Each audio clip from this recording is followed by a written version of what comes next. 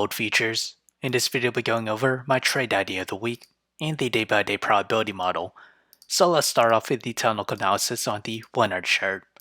We have dipped into NUGT territory. As we extend that to the 4-hour chart, we remain in slightly NUGT and seeing signs of a diverge.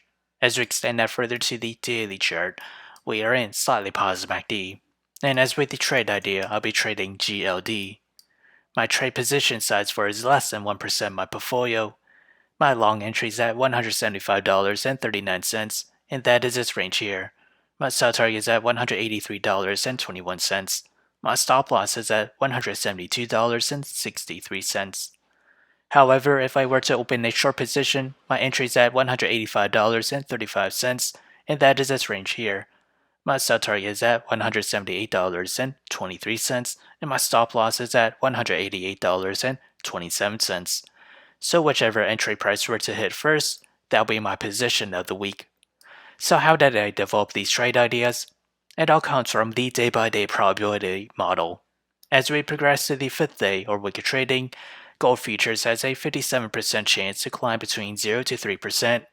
To the downside, it has a 29% chance to fall between 0 to negative 3%, and a 14% chance to fall between negative 3 to negative 5.5%.